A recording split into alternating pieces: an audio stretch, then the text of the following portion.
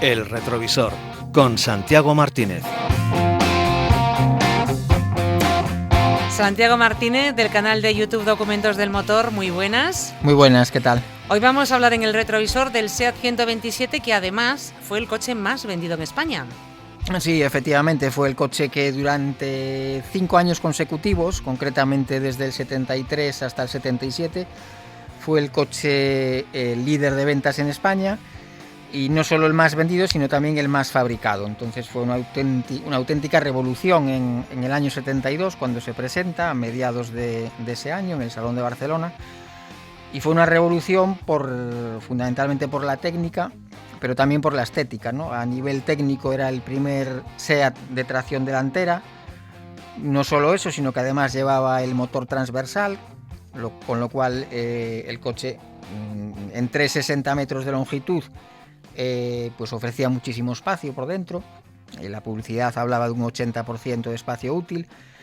Y era pues un coche que combinaba eso, la faceta, digamos, familiar, con incluso unas prestaciones, podríamos decir, deportivas.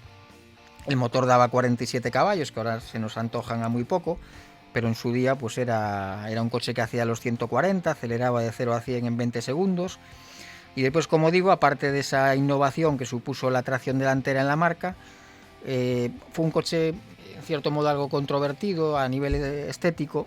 Era el primer SEAT con faros rectangulares. Y después hubo un detalle que no gustó cuando sale, que es la forma de las ventanillas traseras, así ascendente, que ahora la vemos pues muy natural, pero bueno, en su día no fue demasiado aceptada. Pero bueno, no fue ningún obstáculo para que el coche, como digo, fuese un auténtico éxito de ventas.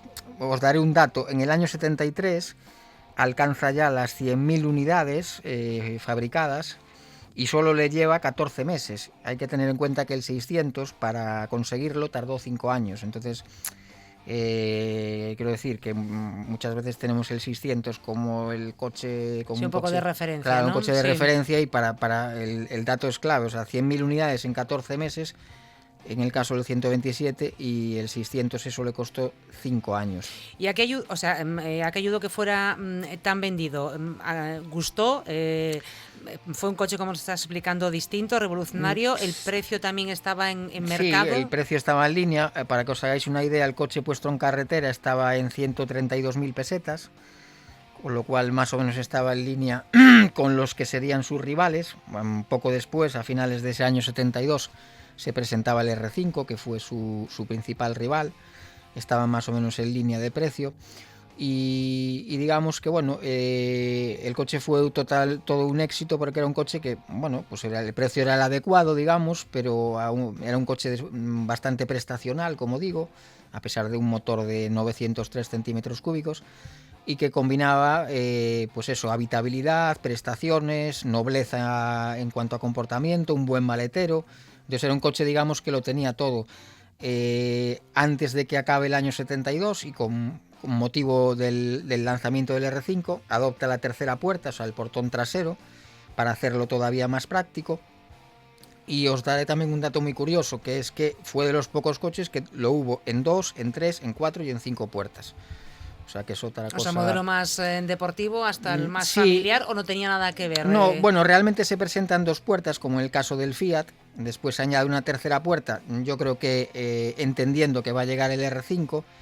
Y después tanto el 4 puertas como el 5 puertas fueron exclusiva de SEAT. Nunca hubo un Fiat que es fabricado por Fiat con este tipo de arquitectura, digamos, ¿no?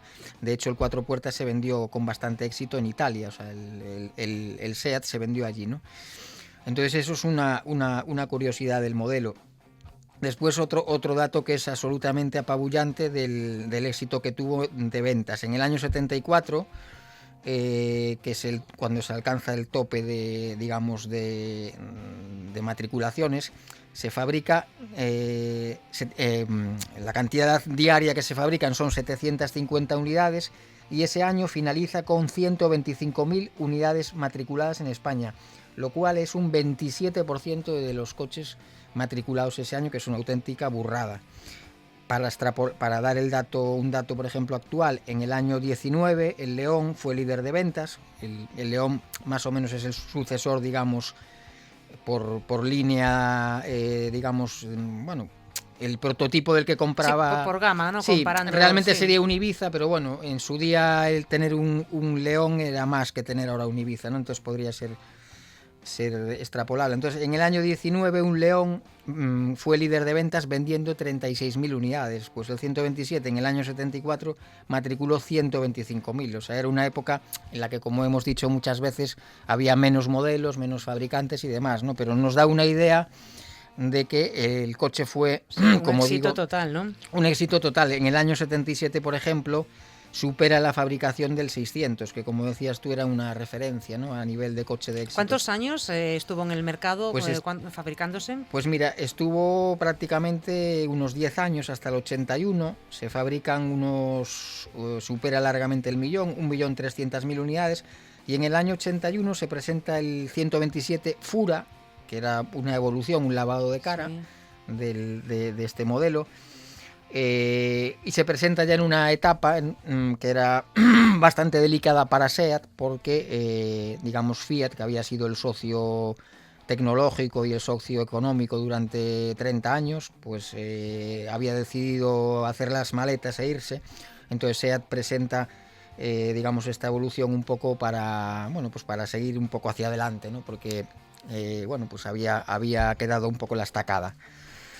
Bueno, pues hoy el SEAT 127 que triunfó en aquellos años en España, el coche más vendido en España. Santiago Martínez, como siempre, un placer. Muchísimas gracias. A vosotros, gracias.